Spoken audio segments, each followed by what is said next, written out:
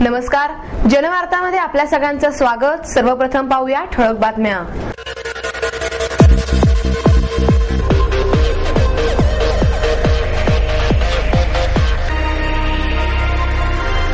महाराष्ट्र राज्य शेतकरी संघटनेच्या वतीने विविध प्रश्नांना वाचा फोडण्यासाठी साखर आयुक्त कार्यालयावर धडक मोर्चा।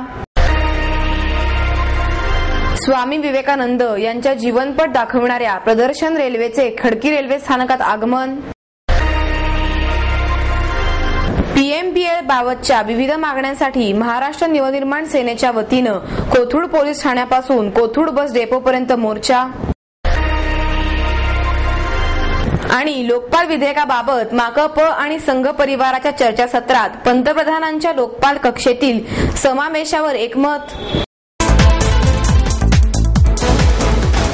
महाराष्ट्र राज्य शेतकरी संघटनेच्या वतीने विविध प्रश्नांना वाचा फोडण्यासाठी साखर आयुक्त कार्यालयावर धडक मोर्चा काढण्यात आला। ऊस, कांदा, कापूस इत्यादी पिकांचे भाव गेल्या कित्येक वर्षात स्थिर नाहीत। यामुळे शेतकऱ्यांचे मोठे नुकसान होत आहे। भावाच्या सतत चढउतारामुळे शेतकरी वर्ग अधिक संकटात सापडला आहे। ऊस उत्पादनही यामध्ये भरायला जात आहे। बहुसंख्य कारखान्यांनी गेल्या वेळच्या गळतीसाठी आलेल्या ऊसाला दुसरा हप्ता दिलेला नाही। परिणामी त्यांचे आर्थिक नियोजन कोलमडले आहे। यामुळे शेतकरी वर्ग आत्महत्या करीत आहे।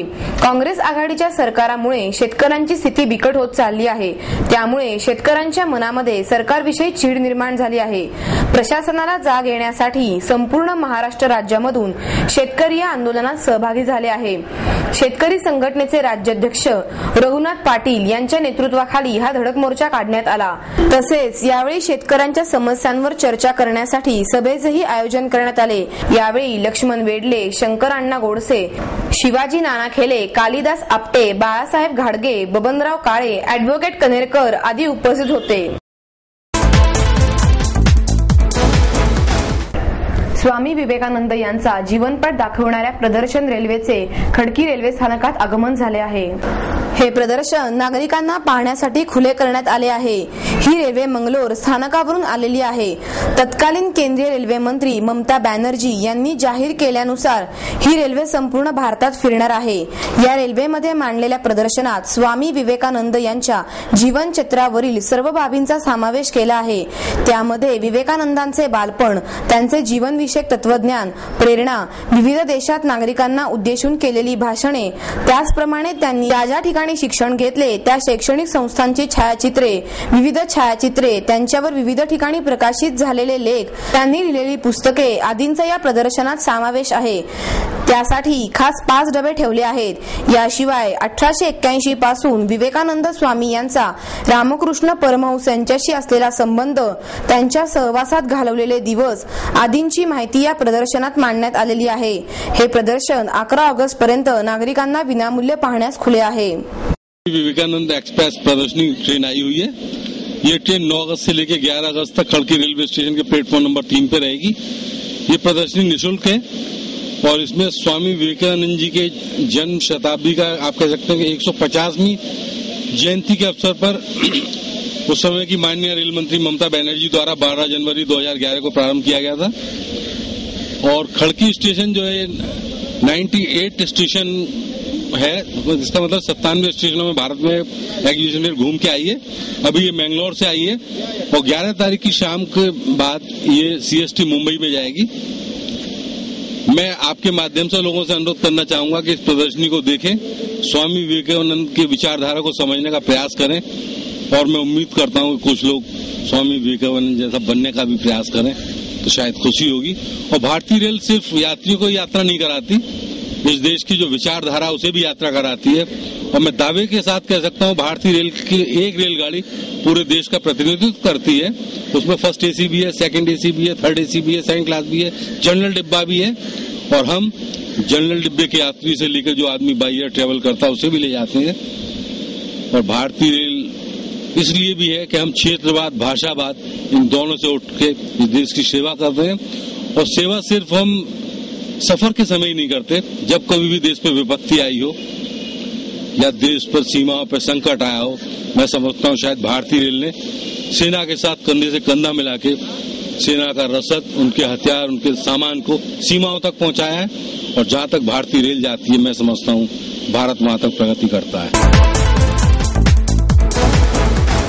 मनसेचे कोथरूडचे नगरसेवक किशोर शिंदे यांच्या नेतृत्वाखाली हा मोर्चा काढण्यात आला।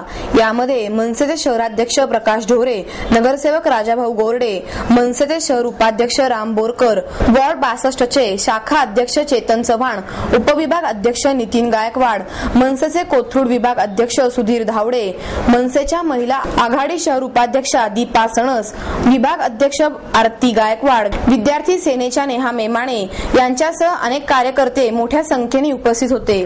ज्येष्ठ नागरिक व महिलांसाठी स्वतंत्र बस सेवा सुरू करावी, शाळा आणि ऑफिसच्या वेळात बसेसची संख्या वाढवावी, वारजे ते कोथरूड बस डेपो ते पुणे मनपा स्वतंत्र बस सेवा सुरू करावी आणि कोथरूड गावठाण ते पुणे विद्यापीठ ही स्वतंत्र बस सेवा सुरू करावी आदी मागण्यांचे निवेदन यावेळी डेपो व्यवस्थापकांना देण्यात आले। या डेपोपासून किती बसेस बंद आहेत याबाबत नगरसेवक राजा गोरडे यांनी यावेळी माहिती दिली। येत्या 8 दिवसात मागण्या मान्य न झाल्यास चक्का जाम आंदोलन करण्यात येईल असा इशारा शहराध्यक्ष प्रकाश ढोरे यांनी यावेळी दिला। मतदारसंघाच्या वतीने आज या मोर्चाचं आयोजन केलेलं आहे। याचा मूळ हेतू असा की पीएमपीएलची जी दुरावस्था झालेली आहे, पुणे शहर हे खड्ड्यामध्ये गेलेलं आहे आणि पीएमपीएल त्याच्याहून जास्त खड्ड्यात गेलेले आहे। याला सर्वस्वी जबाबदार प्रशासन आहे। या प्रशासनाचे झालेले डोळे झाक उघडण्यासाठी आज महाराष्ट्र नवनिर्माण सेनेने धडक मोर्चा आणलेला आहे। त्याच्यामध्ये आमची प्रामुख्याने मागणी आहे की या भागातल्या ज्या फेऱ्या आहेत त्या फेऱ्या वाढवल्या पाहिजे। सर्वसामान्य कोथरूड भागातील ज्या ऑफिसमध्ये जाणाऱ्या नागरिकांना, शालेय विद्यार्थ्यांना, ज्येष्ठ महिलांना, नागरिकांना या ठिकाणी चांगल्या प्रकारची सुविधा या ठिकाणी मिळाली पाहिजे। ही सुविधा येत्या 8 दिवसात नाही मिळाल्यास महाराष्ट्र नवनिर्माण सेना या ठिकाणी चक्का जाम आंदोलन करेल एवढंच या ठिकाणी सांगतो। तृतीयपंथी समाजावर आधारित असलेल्या मी का नाही या पुस्तकाचे प्रकाशन समाजाचे अध्यक्ष लक्ष्मीनारायण त्रिपाठी यांच्या हस्ते करण्यात आले। यावेळी मानसोपचार तज्ञ डॉक्टर विद्याधर बाटवे, ज्येष्ठ साहित्यिक डॉक्टर अनंत यादव, अभिनेत्री अलका कुबल आठले, वैशाली रोडे व सुनील मेहता यावेळी उपस्थित होते। आम्ही या समाजातील आहोत, आम्हाला समाजाकडून दया नको तर आम्हाला आमचे हक्क हवे आहेत असे मत महाराष्ट्र तृतीयपंथी समाजाचे अध्यक्ष लक्ष्मीनारायण त्रिपाठी यांनी व्यक्त केले। जोगते आणि तृतीयपंथी हे एकच आहेत। डॉक्टर अनंत यादव यांनी केलेले विधान खोडून काढत तृतीयपंथी आणि जोगता यांच्यात फरक असल्याचे लक्ष्मीनारायण त्रिपाठी यांनी सांगितले। त्या म्हणाल्या, समाजाविरुद्ध आमचा लढा सुरू आहे। स्वतःचा समाज घडवित असताना आम्हाला इतर समाजाशी काही घेणे देणे नाही। डॉक्टर यादव म्हणाले, तृतीय पंथांच्या समस्यांवर मराठी भाषेत कोणीही काही लिहिलेले नाही, ही लाजिरवाणी गोष्ट आहे। हे पुस्तक लिहिताना संशोधनाचा आव आणलेला नाही, अनुभवातून याचे लिखाण झाले आहे। तृतीयपंथी समाजाला न्याय दिला गेला नसल्याबद्दल त्यांनी खंत व्यक्त केली। पारू नाईक म्हणाल्या, तृतीयपंथींना माणूस म्हणून जगता यावे यासाठी प्रयत्न झाला पाहिजे। समाजाकडून त्यासाठी साथ मिळावी ही अपेक्षा आहे। अलका कुबल आठले, वैशाली रोडे यांनी मनोगत व्यक्त केले। सुनील मेहता यांनी प्रास्ताविक केले। अखिल मेहता यांनी स्वागत केले। मुन्मयी भजक यांनी सूत्रसंचालन केले। पुणे शहराचा नावलौकिक लयाला घालवण्याचे काम त्यांनी केले आहे असा आरोप करत मनसेच्या कार्यकर्त्यांनी महापालिका आवारात घोडे आंदोलन केले। महापौरांनी राजीनामा द्यावा अशी मागणी त्यांनी केली। महापालिकेतील गटनेते रवींद्र धंगेकर यांच्या नेतृत्वाखाली हा मोर्चा काढण्यात आला। या आंदोलनात 3 घोड्यांचा समावेशही केला होता। शहराध्यक्ष प्रकाश ढोरे, किशोर शिंदे, राजू गोरडे, राजेंद्र बराटे, वसंत मोरे आदी नगरसेवक, शिक्षण मंडळ सदस्य बाबा शेडगे, सुशीला नेटके, दीपा सणस या आंदोलनात सहभागी झाले होते। पाणी, खड्डे, वाहतूक असे अनेक प्रश्न असताना त्याकडे लक्ष देण्याऐवजी महापौरांचे लक्ष रेसमध्ये आहे। त्यांच्या घराशेजारी असलेल्या जुगाराच्या अड्ड्यावर जाऊन ते जुगारी खेळत असल्याचा आरोप शेडगे यांनी पत्रकारांशी बोलताना केला। रेस या खेळाला केंद्राने आणि राज्याने अधिकृत खेळाचा दर्जा दिला आहे। तसेच रेस कोर्सवर सुरू झालेल्या स्पर्धेत गेल्या अनेक वर्षापासून महापौर चषक दिला जातो। टर्फ क्लबने यासाठी निमंत्रण दिले होते म्हणून मी त्या कार्यक्रमाला गेलो होतो असा खुलासा महापौरांनी पत्रकारांशी बोलताना केला। या कार्यक्रमावरून टीका करणाऱ्या लोकांच्या डोक्यातच खड्डे झाले आहेत। काही लोकांना खुसपट काढण्याची सवयच झाली आहे असे महापौरांनी सांगितले। लोकपाल विधेयकाबाबत माकप आणि संघ परिवाराच्या चर्चासत्रात पंतप्रधानांच्या लोकपाल कक्षेतील समावेशावर एकमत झाले. लोकपाल विधेयकाच्या कक्षेत पंतप्रधान आणि न्यायालयीन यंत्रणा यांचा समावेश केल्यास देशाच्या स्थैर्याला धोका निर्माण होईल ही सत्ताधारी काँग्रेस पक्षाने व्यक्त केलेली भीती अनाठायी असल्याचा सूर मार्क्सवादी कम्युनिस्ट पक्षाच्या वतीने आयोजित चर्चासत्रात व्यक्त करण्यात आला. भ्रष्टाचाराची व्याख्या व्यापक असली पाहिजे असेही मत वक्त्यांनी मांडले. लोकपाल विधेयक खरे काय खोटे काय हा चर्चासत्राचा विषय होता. मार्क्सवादी कम्युनिस्ट पक्षाचे सरचिटणीस अजित अभ्यंकर, भाकपचे नारायणराव घागरे, ॲडव्होकेट मिलिंद सहस्त्रबुद्धे, सुरेश मोहिते, भ्रष्टाचार विरोधी जन आंदोलनाचे ज्येष्ठ कार्यकर्ते के.डी. पवार यांनी चर्चासत्रात सहभाग घेतला. अजित अभ्यंकर म्हणाले, लोकपाल विधेयक आणण्याची सूचना डाव्या पक्षांनी 1970 मध्ये केली. त्यानंतर सातत्याने या विधेयकाचा आग्रह धरला. सी.डी. देशमुख अर्थमंत्री असताना त्यांनी तत्कालीन पंतप्रधान पंडित जवाहरलाल नेहरू यांच्याकडे भ्रष्टाचाराच्या प्रकरणांची चौकशी करण्यासाठी स्वतंत्र यंत्रणा निर्माण करण्याची मागणी केली होती. जनलोकपाल विधेयक मंजूर होण्यासाठी खासदारांच्या घरावर मोर्चा काढला पाहिजेत. तरुणांनी या आंदोलनात सहभागी होण्याची गरज असल्याचे नारायण घागरे यांनी सांगितले. पुढच्या पिढीच्या भवितव्यासाठी ही लढाई असल्याने ती मध्ये प्रत्येकाने सहभाग घ्यावा असे आवाहन के.डी. पवार यांनी केले. ॲडव्होकेट मिलिंद सहस्त्रबुद्धे यांनीही विचार मांडले.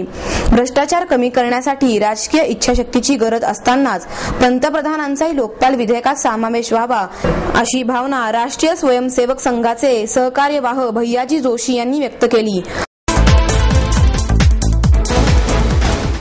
पीएमपीएमएल कर्मचाऱ्यांना 6वा वेतन आयोग मिळावा या मागणीसाठी पीएमपीएमएल कामगार संघटना कृती समितीच्या वतीने महापालिकेवर मूकमोर्चा काढण्यात आला. येत्या ऑगस्ट अखेर हा प्रश्न मार्गी न लागल्यास बेमुदत संपावर जाण्याचा इशारा समितीने दिला आहे.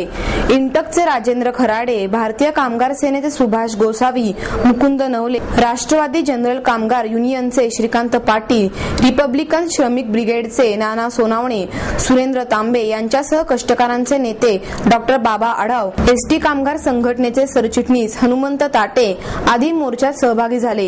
पीएमपीएलच्या संचालक मंडळावर महापौर आयुक्त असूनही कामगारांच्या प्रश्नाकडे लक्ष देत नाहीत. पीएमपीएलमध्ये 10,000 कामगार आहेत. महागाई मोठ्या प्रमाणावर वाढली आहे. त्यामुळे कर्मचाऱ्यांना 6वा वेतन आयोग लागू करावा. पुणे आणि पिंपरी चिंचवड महापालिकांनी पीएमपीएलला पैसे देण्यास विरोध केला आहे. पालिकांनी पैशाबाबत राज्य सरकारकडे बोट दाखवले आहे. त्यामुळे कामगार संघटनांनी मुख्यमंत्र्यांकडे याचा पाठपुरावा केला आहे, पण अद्यापही निर्णय झालेला नाही. येत्या ऑगस्ट अखेर हा प्रश्न न सुटल्यास बेमुदत संपावर जाण्याचा इशारा कृती समितीने दिला आहे. ऑगस्ट क्रांती दिनानिमित्त पुणे शहर जिल्हा काँग्रेस कमिटीच्या वतीने ऑगस्ट क्रांती ज्योत यात्रेचे आयोजन करण्यात आले. गाडीवर मोठी ज्योत ठेवून महात्मा गांधींचा फलक लावण्यात आला. तसेच राष्ट्रभक्तीपर गीते वाजवली जात होती. ज्योत यात्रेत 11 ज्योतधारक युवक सहभागी झाले. काँग्रेस भवन येथील यशवंतराव चव्हाण, महात्मा गांधी, हुतात्मा नारायण दाभाडे यांच्या पुतळ्यांना शहराध्यक्ष ॲडव्होकेट अभय छाजेड, माजी आमदार शरद रणपिसे यांनी पुष्पहार अर्पण केला.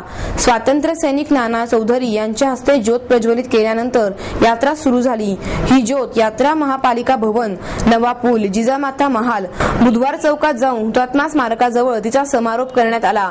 या यात्रेत उपमहापौर प्रसन्न जगताप, वरिष्ठ उपाध्यक्ष दीपक मानकर, महिला काँग्रेस प्रदेशाध्यक्ष कमल व्यवहारे, शांतीलाल सुरतवाला, आबा बागुल, स्नेहल पाडळे, अतुल म्हस्के, अरुण धिमधिमे, वीरेंद्र किराड, नीता राजपूत, हाजी नदाफ यांच्यासह अनेक नगरसेवक, पदाधिकारी व कार्यकर्ते सहभागी झाले. पुण्यात नारायण दाभाडे यांनी काँग्रेस भवनात मिरवणूक आणून वंदे मातरम म्हणत झेंडा फडकवला होता.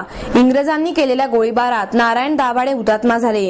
हे काँग्रेस भवन हुतात्म्याच्या रक्ताने पावन झालेले आहे.